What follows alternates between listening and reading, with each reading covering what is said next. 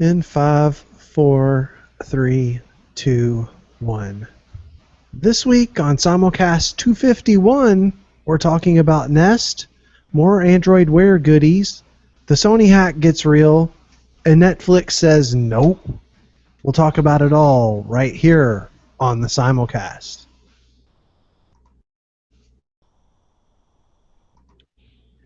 It is Wednesday, December the 17th. I'm Bill Stebbins, and you are listening to Simulcast 251. Patrick and I have been sitting here for the last, 2 hours trying to get my mixer to work correctly. Hearing you use language towards your mixer that's probably not appropriate for young children. I mean, and at the end of the day, it's hooked up the exact same way, everything's configured the same way, and it's working now. I have no idea. We're about 2 hours late starting tonight, which is very unusual. You wouldn't believe we've done 250 of these things. You would think we were back in the day. Yeah. Oh well. That's why we always do a sound check before we start, because you never know when something's going to be screwed up. And we could have done a whole podcast to just me talking, and nobody would hear that. Bill would have been going back trying to capture the hijack YouTube video. Yeah, we would have definitely had to do that. I was actually going to have to resort to that if we couldn't get it going, because I still have no clue what the deal is. But hey, what do I know? Hey, it works. Whatever the gremlin was, it died. It didn't wait for midnight. Yeah, I guess beating on that thing and screaming at it, finally I was successful. So, this is going to be our last one for the whole year, Patrick. Wow. It'll be all 2015. Yeah, because the next one we would have done would be would have been New Year's Eve, and nobody's going to listen to us on New Year's Eve. Slightly intoxicated. Yeah, so I'll be doing something fun. I don't know. Yeah, and I'm having a Mike's Hard Lemonade because that was stressful. But light, so I keep my girlish figure. Alright, so let's get right into the news this week. We don't have much to talk about with Apple. It's been kind of boring stuff for Apple, but if you want Apple-related stuff, you should go listen to our friends at the iPhone Docked podcast. You'll get lots of iPhone Docked, whatever it is now. Apple, why don't you talk about this one, because you're the lawyer. I slept at a Holiday Inn last night. Essentially, I think we had mentioned this a while back, and it was in the news because it had finally kind of got where it was being heard. About 10 years ago, there was a antitrust lawsuit filed against Apple because they were basically locking people into their ecosystem. Surprise, surprise, for iTunes. And that people were finding, in some cases, these updates were forcing them to have all their non-iTunes related music deleted when they were syncing and doing the updates. But conveniently, any of your stuff you bought through iTunes would automatically get put back on. And so they were saying this was Apple kind of doing shady stuff to force you to use their ecosystem and not allow you to bring in music from other sources. Well, basically, 10 years later, Apple finally was found not guilty. Surprise, surprise. I mean, just because they made it more convenient because they have the ability to know what songs you bought through their stuff and put it back on your device when you do a reset, which back in the day, as we know, almost everything when you did updates, you had to wipe your device. And so I think there are worse things you could come hit Apple about, and that's not really one of them. Is this the same case where they were trying to get, the press was trying to get them to release the interviews that Steve Jobs did just before he passed away? I think this was some of those, yeah, because they were doing some discovery from this. And I mean, let's face it, the same thing if you think about it with Android, when you activate a new device, it'll automatically pull stuff that you had from them, but that's because they have it there. They can rely on it. They're not going to go back and try to reload stuff that maybe you didn't actually put on your device in the first place and then get sued. Got it. So that makes sense. I mean, there are much worse things Apple could be charged with being guilty for, this was not near the top of the list. Right. All right, so something I've been clamoring for on my phone is to be able to just talk to it and set the temperature in my house. And I can finally do that. And it is so awesome. Nest, if you have a Nest thermostat, you can now control that through Google Now. Basically, all you do is say, and I'm going to set everybody's devices off. Okay, Google, set the temperature to 71 degrees. And then you get this. Boom. Temperature set. So basically you get to be Scotty on the Enterprise and just say, computer, hello, computer. Yep, pretty much. It sounds temperature. really stupid when people are like, well, I could just open the app. Well, you could. But there's you some don't other... have to. Yeah, I don't have to. And then there's some really cool integration that goes on with the Nest inner working. So now Google Now will be able to let Nest know when you're heading home to go ahead and either cool down the house or preheat the house. So you could do some location-based like settings. Yeah, so you know how Google Now already knows to go ahead and pop up a traffic card when it's about time for you to go home or go to work or whatever. Yeah. It will also know based on that if you're heading home or if you're not heading home, and maybe you've got an appointment on your calendar right after work. Hopefully, if it's not smart enough to recognize that now, it will know to kind of hold off on turning up the heat until you're on your way. You're actually heading home. My favorite, though, speaking of the cards popping up, I had a get-together yesterday.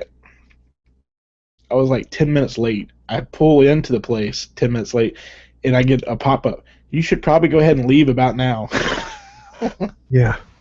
Like, a little late there. Yep. That is such a handy feature, the Google Now stuff, where it tells you need to be somewhere. I've started putting all my calendar appointments in with addresses. Mm-hmm. That way I make sure I get it. And, yeah. I don't want to guess. The other thing with that, people are talking about, you can just open the app. Well, with the newer ones now where it's always listening for you to say, okay, Google, if your phone's charging over on the nightstand at night, do you really want to have to wake up, get up, and start fumbling with stuff, or you can just yell at your phone and tell it to change the temperature? I mean, that is pretty awesome. I'm not going to lie. It makes me, my inner nerd is happy about that part. Of course, now you know what that means is now you're going to have, okay, Google blowing up because you're going to say one temperature and your wife's going to be screaming back a different one, and so it's like, ah. Yep. Which is funny because when I just said that, my Note 3 just perked up. Oh. Okay, Google. Oh, and I'm sorry. I've had myself clicked for whatever reason. That's crazy. I was clicked on me and it wasn't showing anything for you. Sorry. So I've been talking to you in a little bitty box down there, and oh well, if that's the worst thing I do to you tonight, Patrick, we'll be okay. Yeah, just as long as your mixer gets the worst of it, I'm okay. That probably explains why I wasn't seeing levels for you earlier. See, when you move to a 2-week, every other week thing, you forget stuff. Especially during the holidays, because like you sleep a lot between now and then. Yeah, that's true. Play video games and stuff. Important stuff. Yep. So are you still using Inbox? Yes, I find sometimes I'm still switching back and forth sometimes. Inbox I like for when I'm just checking like for the daily emails, but like if for some reason I get kind of behind, I still find it easier to go into Gmail to go clean out like old emails like that just pile up, especially when it goes in the different categories. Like it's really good to check my main one. Like I can go in there real quick, see what's important, check those. But like any of the other ones that go into the category filters, sometimes it's easier just to go into Gmail and do it. I've found that the only time I have to use Gmail over Inbox is when I want to create a filter for something. Mm-hmm. And generally, what those are I'm filtering is stuff that my daughter sets up. She wants to get Starbucks emails or whatever, or Vera Bradley emails, and I don't care about those. So I'll just go in and filter those out. You can't do that in Inbox yet, unfortunately. Well, they did an update. I think it was today, and you got some more Android Wear integration for Inbox, so you can now reply to messages and stuff like that right on your watch. Yep. Which is awesome. Makes it more functional. Yep. Google has started blocking Gmail add-ons that can spy on your emails. Because, Patrick, I love your note. Apparently only Google can do that. I mean, they got to sell you ads somehow. Right. I mean, and I'm okay with that. If I've got to see ads, I'd at least rather see ads that are relative to me. I mean, and the thing with Google is they do it, but you know that when you sign up for it. These other ones, a lot of times they don't tell you they're trying to snoop at your stuff. And so, I mean, it's a way for Gmail to say, hey, look, and Google to say, we're going to protect you. Because, I mean, they started with the apps and stuff where they're having to be more detailed exactly what permissions they're asking for. Well, a lot of times on computers and stuff, that's where a lot of these Chrome add-ons and things people add. You add it because you think, oh, it's got a great feature, but then you don't find out, yeah, that great feature comes with a lot of drawbacks. Namely, it may be North Koreans, Chinese, or Russians that are trying to spy for data mine you. Right. I still wish Google had an option for me to pay them for my service. $10, $20 a month or something, rather than having to fill all the ads and all the stuff. And I'm sure there's a dollar value on it, but I don't think they'll ever do that because they probably can always make more money selling ads and making some adjustments that way. I think the thing is, if the ads I don't mind so much like on the computer because it's off to the sides and stuff like that. It's like now you have those two, half the time in your Gmail you have those two entries you got to clear that they're like sponsored messages or something. I'm like, that's not email, don't put it there. I use an ad blocker, so I very rarely see any ads at all. Well, that's what I mean, there's ways around that, but I mean, now where you have these sponsored messages popping up in your list of emails at the very top and you got to close them out when you're on your computer, it's like, why? Yeah. Ads are one thing. Don't give me spam messages. That's what spam filters are supposed to do. Right. Yeah, that is definitely not fun. And the biggest one usually it seems to be the promotions category where they usually, by the way, Walmart. I don't care about Walmart ads. If I wanted to know about ads, I don't care about Walmart ads. I'll just go there if I need to get something. I wish they would allow you to rate those ads, like, this is or isn't something I want to see. Yeah. That would be helpful. Some people might have trouble, though, because they'd have inconvenient ads popping up when other people are over their shoulder. That's true. Okay, so the Google Drive app got an update on both Android and iOS to let you voice search for documents. At least the voice search for I understand it's Android for now. iOS has got some good ones where you can now actually take stuff from other apps and then open it in and bring it into your drive through the share function. But to me, the Android one, I like that idea because if you're looking for, instead of scrolling through stuff and looking for a document or whatnot, you can just go, okay, Google, and have it find you can now search through the Google Live stuff and have it find your documents in Drive. That'd be handy. I use Google Drive search all the time. Yeah. And so, I mean, this way you have the voice capabilities. I mean, everything seems to be moving to voice. I mean, at some point, your house will be basically Jarvis. Yes, and I'm fine with that. I really am. So Google and Verizon have apparently entered into a patent sharing deal. What does that mean for us, the lowly consumer? Well, you, the lowly consumer on Verizon, because I'm not anymore. I think, one, it shows that they're actually, at least on the corporate level, are talking more. So that kind of gives us some hope that they'll continue to kind of partner for Nexi. But I think the bigger thing too is patent trolls ought to beware, because all these big companies, who even the ones like this where they've had some bad blood recently on issues like because of the Galaxy Nexus, they're teaming up, basically telling these patent trolls, bring it. And so the day we know it's all over is when Google and Apple get together and do patent sharing. Yeah, that'll never happen. Of course, you can never say never. Well, I can say it. I probably won't be around to see it happen. So True. The Nexus 9 LTE is finally available in the Google Play Store, but you can only get it in Indigo Black and 32 gigabytes. I really was going to get the LTE model, but the fact that they didn't release it until, what are we, Now? And then I kind of talked about it. I mean, pretty much I'm somewhere where I have LTE, and if I'm not, I have my phone with me and I can just tether off of that. So that's what I've been doing. I mean, I've always kind of justified that. The only time I've ever told someone I could see getting the cellular version of things like this, like we had one friend at work, they had AT&T and they were still grandfathered, so they couldn't tether.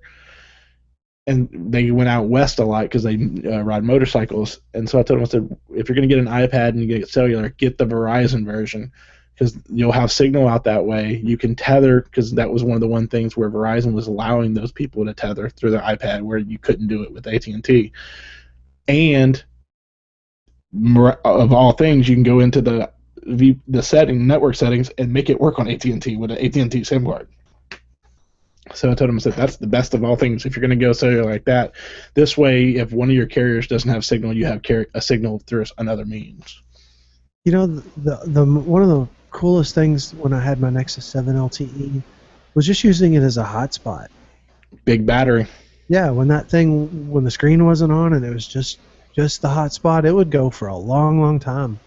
And I would just take it with me and leave it in the car or whatever, and it was fine. That, and I found like tablets like that, the bigger device usually has a bigger antenna, which means it gets better signal reception to the tower as well. Yeah. So I was going to do that with my Nexus 9, and for the money, it's just not going to be worth it.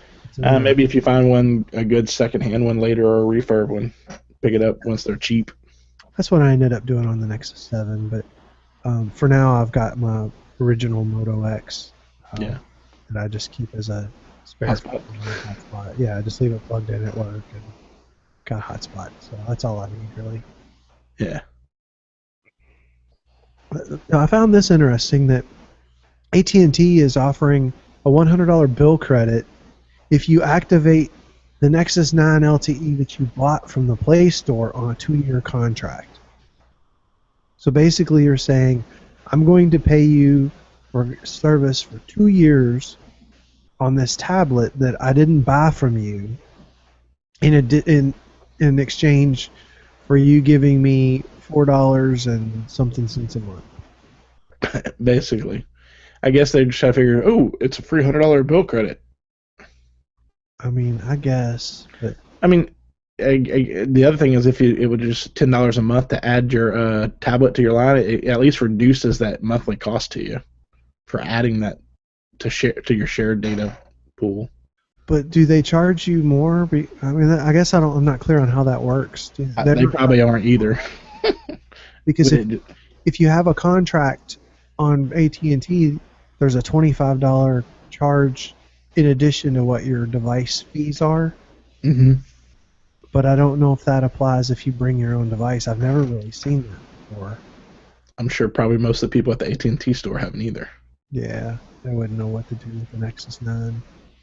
Is that an iPad? No. It's crazy.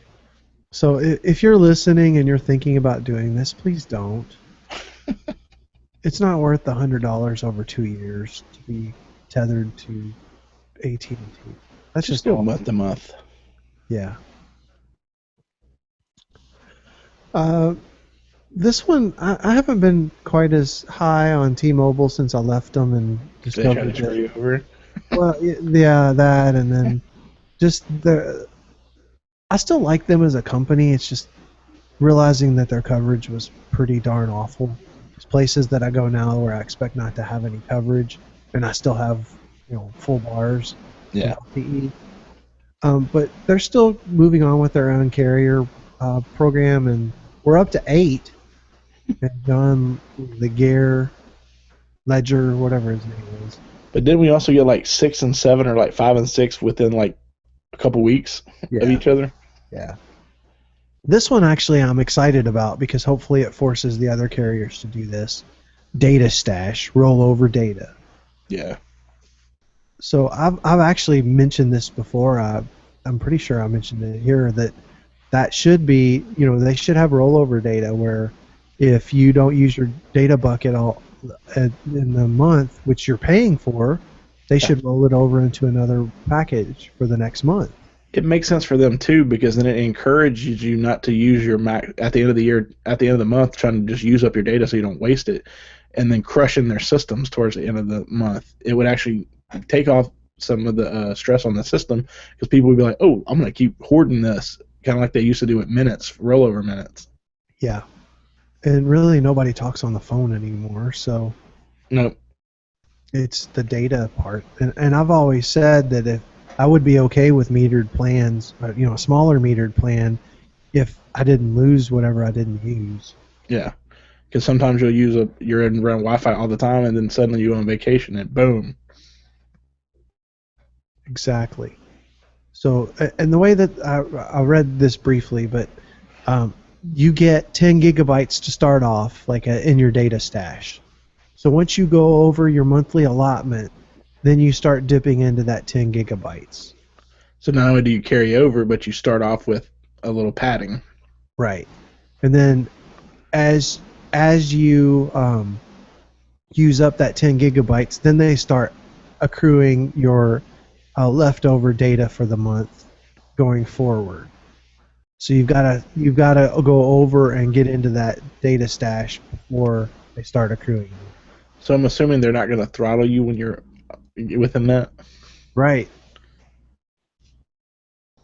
And someone asked them about the tethering, and because a lot of the plans have like 3 or 5 gigabytes of tethering, and that does not stash.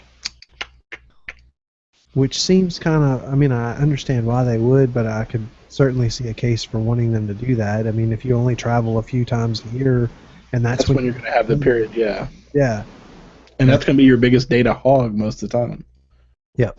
So it's kind of unfortunate that they're not doing that, but yeah, it makes sense both ways.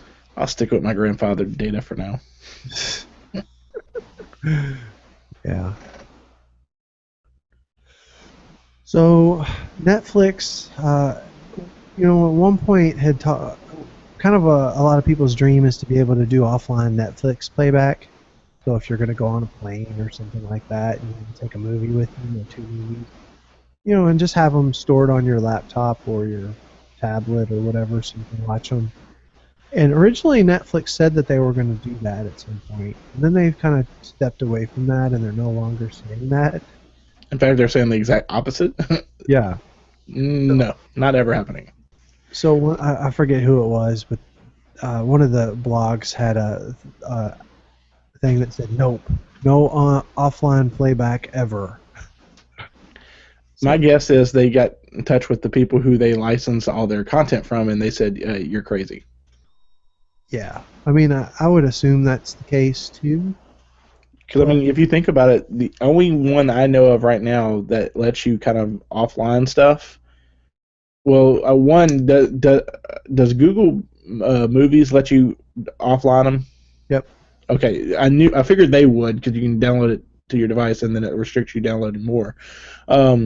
And then the Disney one, the Watch Disney one now, that one that lets you do over iOS and Android from either thing, it lets you do offline movies too. But once you have it offline on a device, it won't let you do it on another one until you take it off of that one.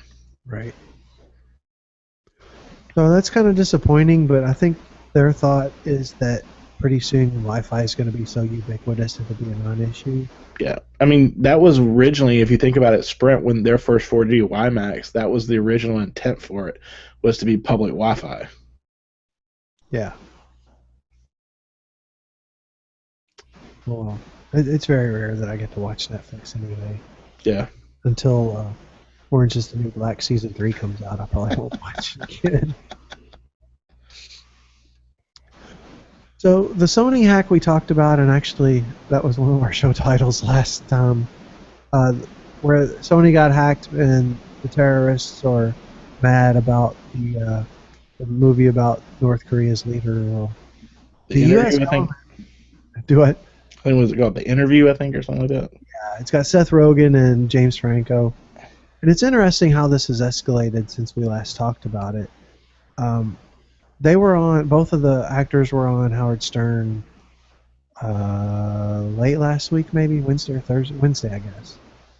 And they were like, "Oh no, we don't care. I mean, we're just a bunch of dorks in this thing trying to, we're not really, it's not serious, so why do we care if they're mad about it?" And then all of a sudden they start canceling media appearances, and it's no longer going to be shown in any theaters. And tonight, Sony has actually pulled the release date altogether for the movie. I wonder if maybe the critics also got to hold of it and said, "Yeah, you probably want to pull this too." I mean, I wasn't planning to go see it because, I mean, I like James Franco and I like Seth Rogen a lot, both of them. But their movies have just been terrible recently. I have not enjoyed any of them. I usually just wait till they hit Netflix or Showbox. Yeah. And so I figured, well, I'll go that route. But now I kind of want to see it just to. The U.S. government has said North Korea is the culprit. They are the reason that all these hacks are taking place. There's been some threats made that if you go to the theaters, there will be 9/11 style attacks, and you will be sorry. And if you live by one of those theaters, you better leave. This sounds like a plot from South Park with the Chinese. There's got to be some like 16, 17-year-old kids sitting there just laughing about this. But essentially what these hackers have done is they have stopped the release of a movie and stifled, I mean, it essentially boils down to free speech. From what I understand, though, the movie's out there if you just go look for it. Is it really? Yeah. I was teaching a class yesterday, and he goes, "Oh, by the way, yeah, it's out there if you want it." He was messing around on his phone. I'll have to look because I do want to see it. I mean, it's like you have to see it now. Yeah, I mean, I'm obligated as an American. Of course, this would be a great way for Sony to like get people to really go watch the movie. Pull it. Oh, after the new year. Oh, okay, we're gonna release it now because everybody wants to see it, and now everybody wants to see what the hubbub's about. Or why? I mean, they have the PS4. Why can't they just release that on their content distribution network? Go sell a bunch of PS4s. I mean, charge $5 for it. They would probably sell a metric ton of. They would recoup their money, I'm sure. Yeah. The whole thing's silly, and I mean, the terrorists essentially win if you pull it. Yeah, I mean, and I've been joking about it. It's funny in one regard, but in another regard, I mean, who's to say they're not going to like some other movie and then they're just going to pull it? And I've even seen some reporters suggesting that maybe Sony should not have even made this movie in the first place. No, that would be Tropic Thunder. That movie should have never been made in the first place. That was pretty awful. I turned that. That was one of the few movies I've ever just turned off. I made it through 5 minutes. I don't even know if I made it quite that far. Yeah. Never go full retard. That was about where it stopped. Yeah. So it'll be interesting to see how this plays out and whether there's more hacking stuff to come. It sounds like a lot of the stuff they have as far as emails and communications and things like that are still to be released. I mean, we've gotten some humorous stuff out of it. The whole things between Sony's lawyers and everything about the Steve Jobs movie that keeps getting pushed back. Yeah. And they said that something about DiCaprio, that he was annoying or something. Like, My favorite was the lawyer who comes out and says that Sorkin was trying to play them and saying that they were the reasons why he wasn't going to give the script to Jobs' daughter, and it was like, in fact, we said the exact opposite. Huh. She puts him like on blast in the email. Wow. Yeah. So I guess we'll see how that plays out. It'll be interesting. Maybe by next year it'll all blown over and we'll have seen the interview and wish we'd have gotten those 90 minutes of our lives back. Well, you figure if this movie, if it makes its way out at all, Showbox will finally have it. Yeah. It may have North Korean Korean subtitles, but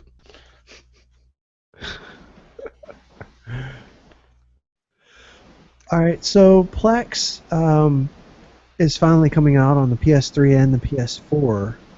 That came out on the Xbox a while back, right? I'm pretty sure.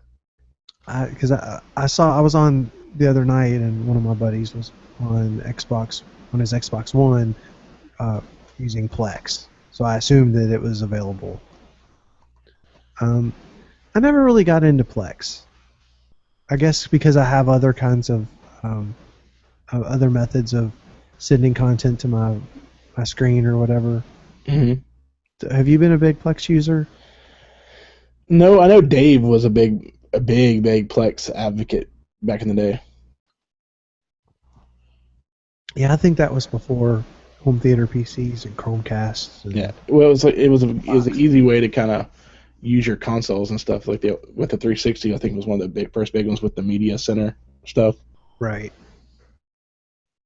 Yeah, I used to use that way back. Because that's before all the apps are now all on the device now. Yeah. I remember I used to hack my Xboxes just so I could use Xbox Media Center because there was no central hub to play anything back. And I said back then, if they would just allow me to do this stuff without hacking, I wouldn't bother hacking. What's kind of funny, though, is because right now Plex, it's only in Europe and Asia, and the U.S. is supposed to be coming at some point soon, hopefully. I just find it humorous that these things in the U.S. still don't have it when the Amazon Fire Stick will run Plex. Yeah. I mean, it can't be that long, right?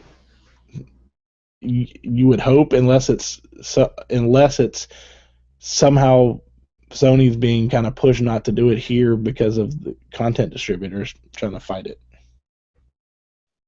Worried about we won't be able to charge to you say you can distribute that stuff through this. We want to be able to tell you how you can access our content instead of you just putting it wherever you want. Right. And then finally, HBO Go is coming to the Amazon Fire TV. It's now there. The stick won't get it until this spring. Except on Comcast. Did that already get blown over too? No, Comcast is pretty much saying as of right now we have no intent to support it.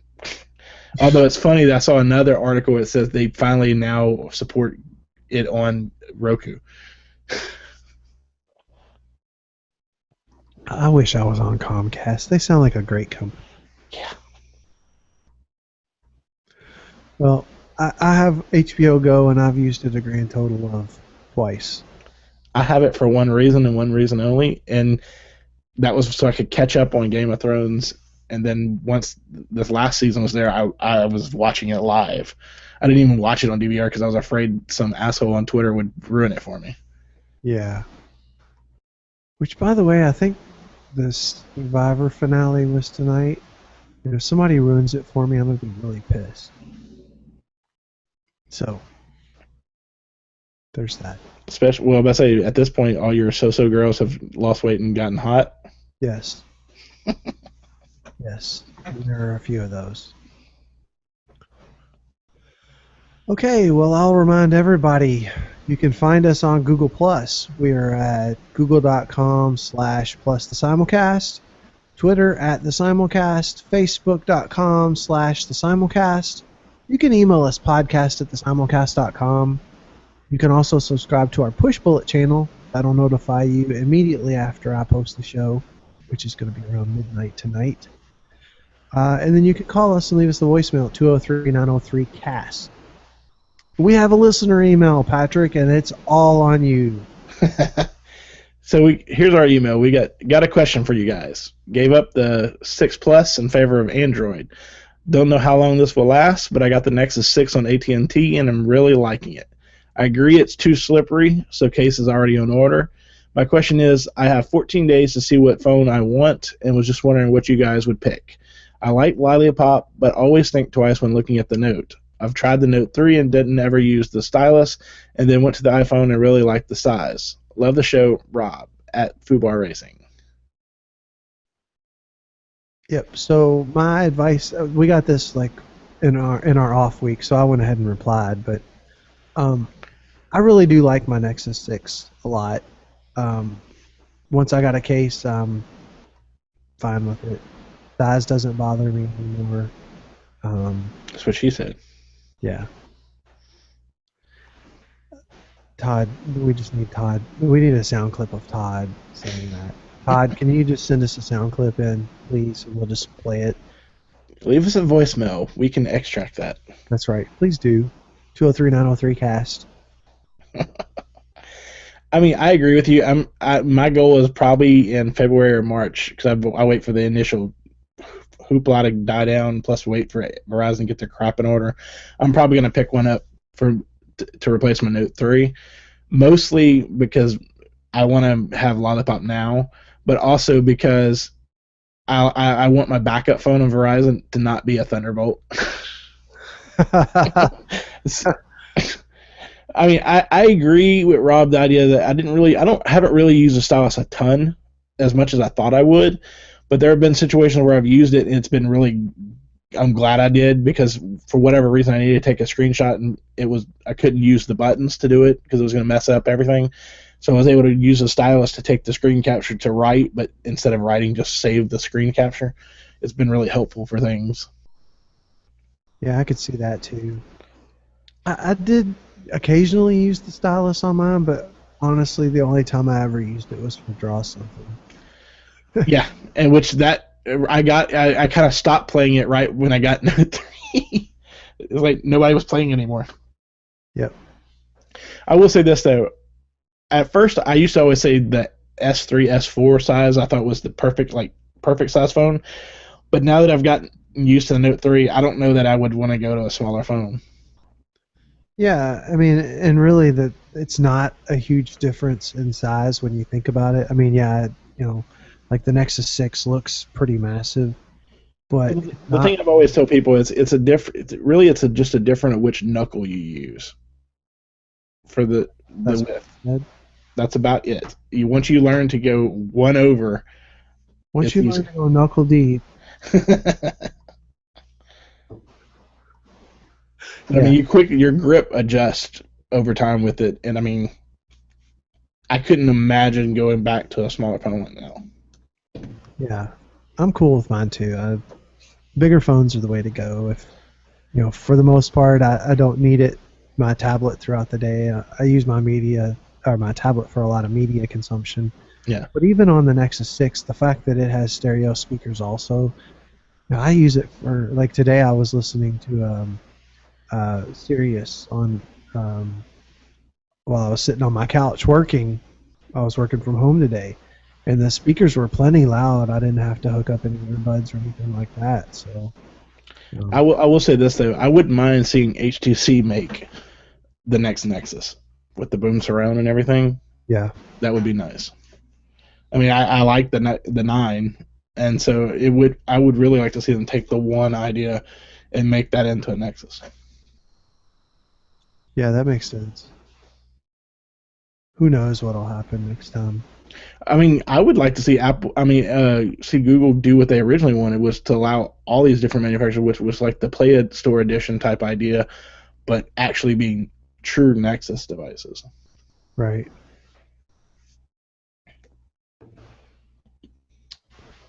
All right, well, let's move on to the casting couch.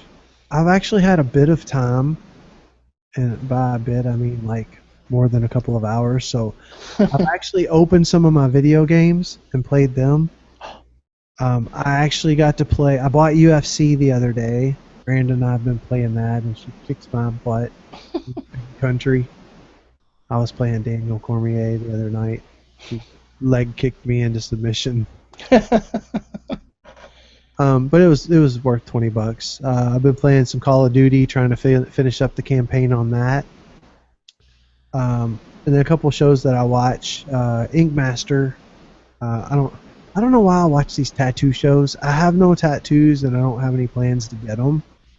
I think it's just like the train wreck that happens with some of the people on there. Plus, I think that feeds any latent desire you might have to think they're cool and want one. If that takes care of that for you, so you never have to worry about that. Yeah, I mean, see, and the thing is, I don't begrudge anybody that has tattoos. If I actually envy people that do that, because like I have the worst buyer's remorse you could ever imagine. Exactly. So I just know I couldn't get a tattoo because I would be so distraught if there was something that I regretted about it, whether it was color or what I picked, or so I just enjoy watching like these people that go in and get tattoos on this show, and the tattoos all effed up, and it's like, wow, that's pretty nice. I've always figured there's maybe one or two designs I could think I could do that I know I wouldn't necessarily regret later, but I don't know if I'd want to go through the whole thing with the needles and all that stuff getting stuck and then running the risk of getting TB and everything from that. So yeah. So I enjoy watching that show, and they do some really awesome artwork, and I mean, the artwork's really good. I mean, you see some of these really good tattoo artists, not just the tattooing, but the drawing they do before that. Some of these people are like really good artists.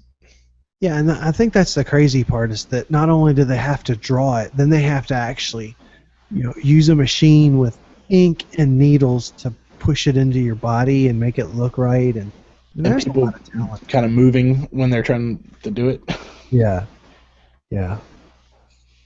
So I watched that, and that was on last night. And then my daughter, Brianna, turned 13. When was that? Over the weekend.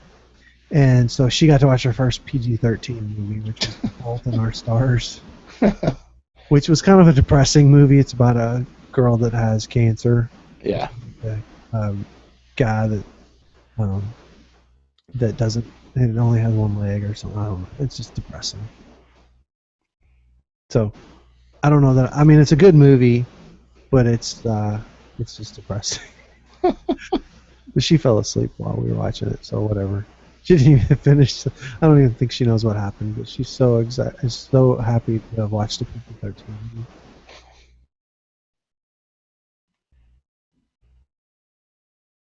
And that's it.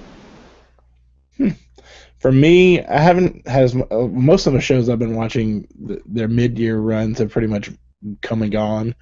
Their mid-year finales.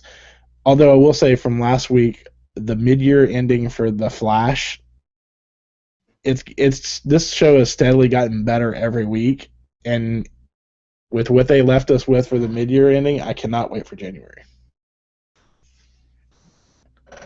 It's definitely, if you haven't watched it, you should watch it.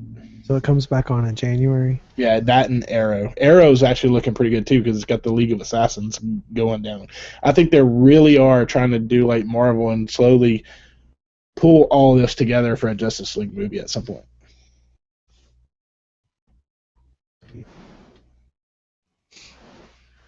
All right, so picks of the week. My pick this week is an app called Minima Pro, and it is an Android app for live wallpapers. And it's kind of crazy the way that it's done. I'll show you one that I've got here on my phone. I don't know if you can see, but it's got like a parallax effect. So, but it's got all these different, and you can edit all the colors. You can pick from a bunch of different themes. There's about, I don't know, 20 or 30 built-in themes, and then you can edit all the different colors, and You can make your own completely from scratch if you want to do that, and you can use all these geometric shapes. So it takes cues from material design, and then it lets you edit it to your liking and then make it a live wallpaper, so that as you're swiping through your home screens or as you move your device, you get a tilting effect, and it's a really well done app. And I think it was like $1.99 maybe. It was well worth it. So make sure you check that one out. I'll put a link in the show notes. How about you? You have a blank there. Yeah, and I've been trying to decide pick. Probably my anti-pick would be you saw this because I posted on Google Plus and you had responded.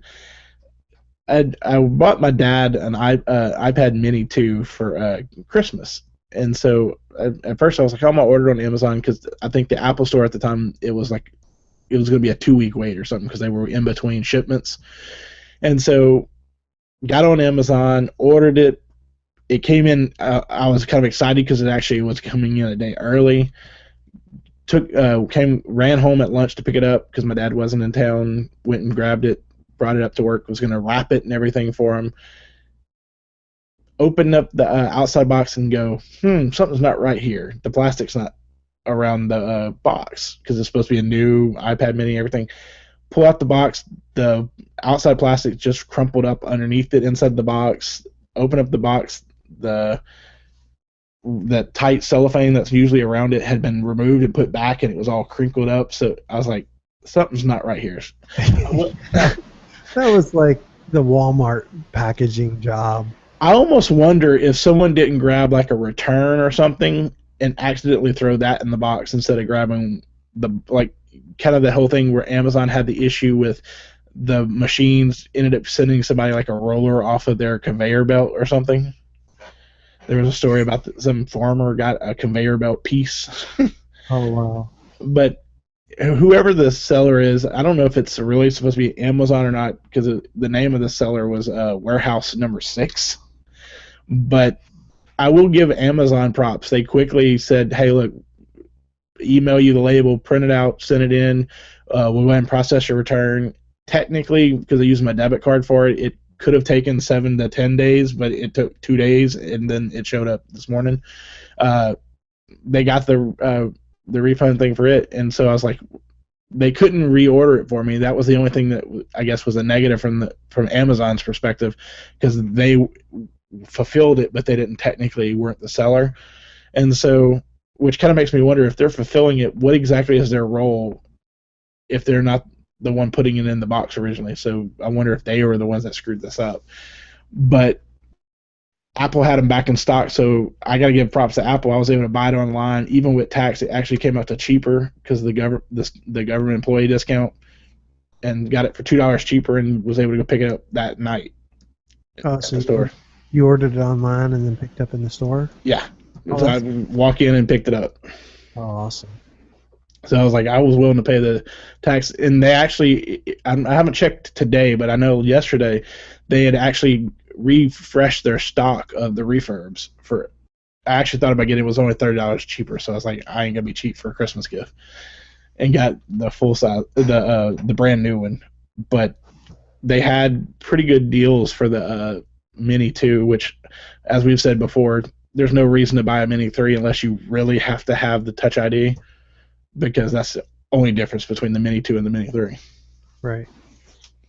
But, so, I mean, it was one of those, I wasn't too happy with the seller for this one, but I was happy Amazon quickly took care of it for me, got me my money back, gave me the label, sent it back, and then Apple was able to fill the order, so my dad's already got his iPad Mini. I gave it to him early. Oh, I figured I'd let him kind of play around with it, so that way when Christmas rolls around, he can actually use it. Yep. You know, one of my favorite things with Amazon, is that when I buy something, I don't worry about whether I'm going to get screwed over on it. Yeah. Always taking my side and taking care of things. And generally, when I send something back, they don't ask any questions. And from the exact moment when the UPS or whoever picks up the package, they go ahead and credit me my money back. Yeah. It's an amazing thing. And my favorite though, the only other experience I ever had with them is UPS had said that they had delivered. I think it was Madden 20 or it's a couple years ago. I'd gotten it, and it was supposed to be release day. Said they delivered it, never showed up. They sent me a new one. They even said we're gonna do it next day. We won't even charge you the increased shipping cost for it. We'll go ahead and just ship it to you now. You'll get it tomorrow. It came in, I think 6 months later. The package mysteriously showed up at my door. I'm guessing somebody was cleaning up at the warehouse over at UPS and found it.